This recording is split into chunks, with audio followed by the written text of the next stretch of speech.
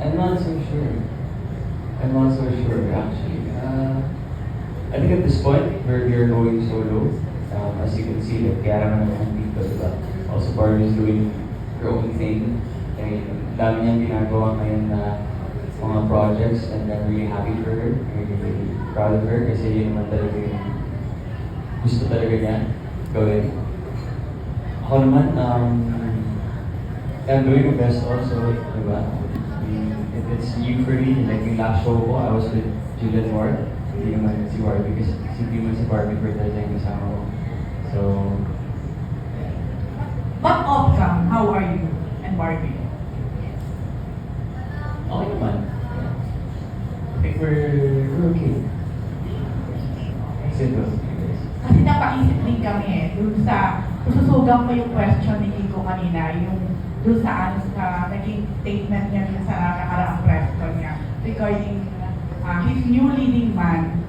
In a way, parang it was compared to the past leading men na, as we all know, isa ka naman talaga sa naging known kalabdik niya. So parang ang naging dating, may problema ba?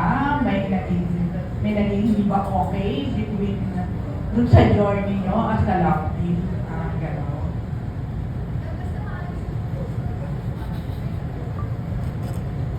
Ano ba yung paano sa magandang showbiz, no? Sige, huwag ka na mag-showbiz para mas maganda. Totoo naman kasi si Camille, napakabait naman kasi talaga ng tao. Kahit ako, gusto ko talaga siya na tao, like he's a friend of mine. Pag nakita ko na sa gym, I really talk to him. We talk for like maybe 15 to 20 minutes, diba? He's really a nice person. Kaya for sure, yun din naman talaga yung magiging perception ni Barbie. Nagulat ka rin. Na ano?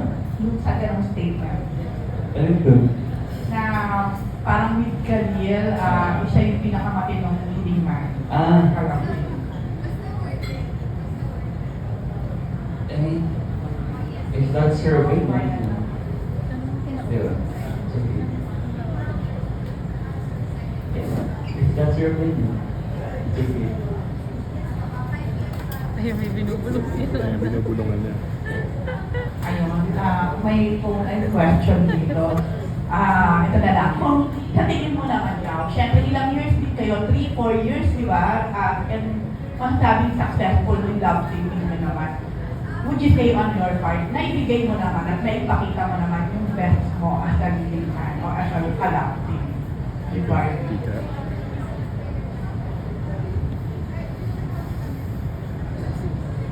Maybe not perfect. Diba? There were times na I was late in taping. Diba? Pero as tumagal yung love team, and honestly now, I don't get late anymore. And as tumagal yung love team namin, sa pinagsamahan namin, hindi naman ako nagiging late. Yeah, so, I would say yung pagiging late. Yeah. I mean, in terms of like acting, okay naman, I guess. And like, may awards naman ako. So, ano naman. Okay. Thank you, David. One last na lang, may ba to? You as a person and as an artist, kasi known ka namin na talagang into business